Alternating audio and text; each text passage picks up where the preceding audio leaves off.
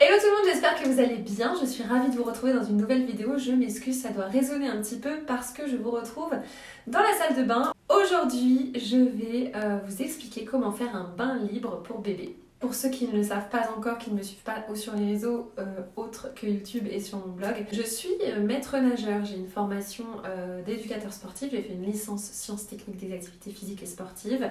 Derrière, j'ai poursuivi, j'ai fait un master pareil dans le domaine sportif.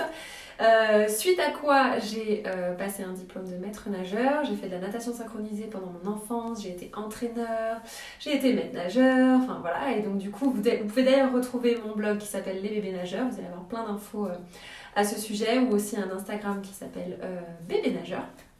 Donc je vous mets de toute façon tous les liens en barre d'infos. Voilà, je vous poste un petit peu plein d'infos qui pourraient vous aider pour que votre enfant soit à l'aise dans l'eau, qu'il se familiarise avec cet élément et que vous passiez tous des bons moments. Donc là du coup, je me suis dit que ça pouvait être intéressant de vous montrer comment faire un bain libre pour bébé. Je ne sais pas si vous savez ce qu'est le bain libre. Le bain libre en fait, c'est tout simplement poser son bébé au fond de sa baignoire et le laisser découvrir l'eau et être libre de ses mouvements, de sa motricité dans cet élément.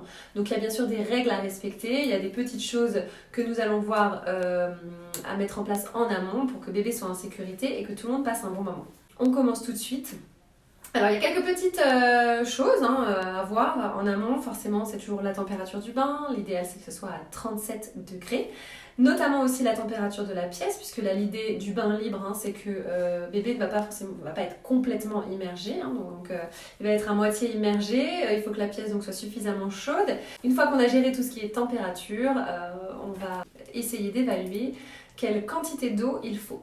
Donc moi ce que j'aime bien faire, en fait il faut que l'eau arrive à peu près à la moitié de l'oreille de votre bébé.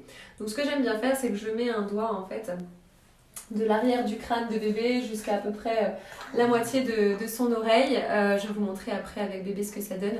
Et du coup ça permet de voir un petit peu la hauteur de l'eau. Voilà, je vous montre avec mon petit chat. Donc du coup, je prends... Bah oui, tu te demandes bien ce qu'on fait mon doudou. Je prends l'arrière de la tête, jusqu'à peu près la moitié de son oreille. Ça arrive, bon oui mon petit cœur maman, ça arrive à peu près ici. Donc je vais mettre mon doigt au fond de la baignoire et je vais faire monter l'eau jusqu'à ici. Voilà, tout simplement. Donc vous adaptez ça par rapport à votre bébé. Et ensuite je vais vous montrer concrètement comment ça se passe. On y va chaton ?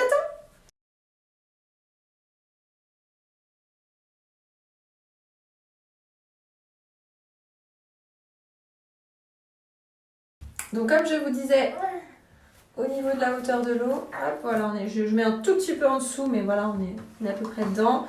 Je vérifie bien la température de l'eau. Là, on est bon, donc on va pouvoir mettre le petit chouchou dans l'eau.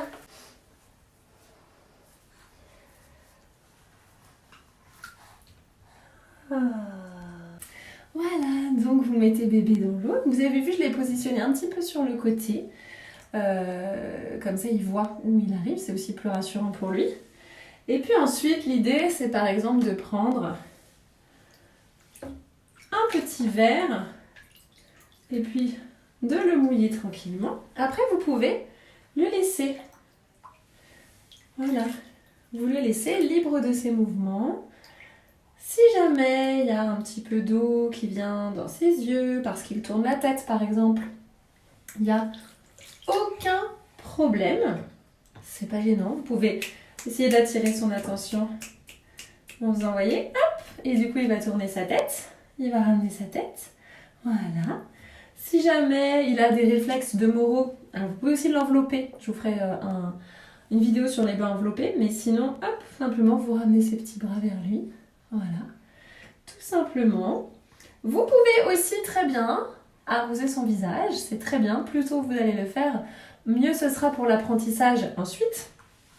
Mais voilà, vous pouvez, hop là, arroser un petit peu le visage. Oh bah t'en as même mis dans la bouche. Et t'en as même mis dans la bouche. Oh ouais.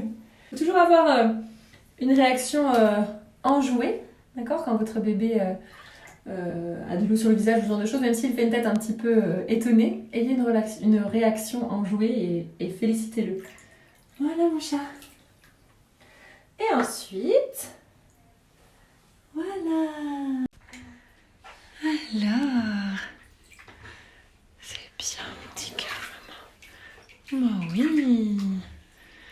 Alors bien sûr, moi je lui ai mis un petit maillot de bain pour pas qu'on voit son zizi, mais vous les mettez tout nus, ils n'en sont que mieux évidemment.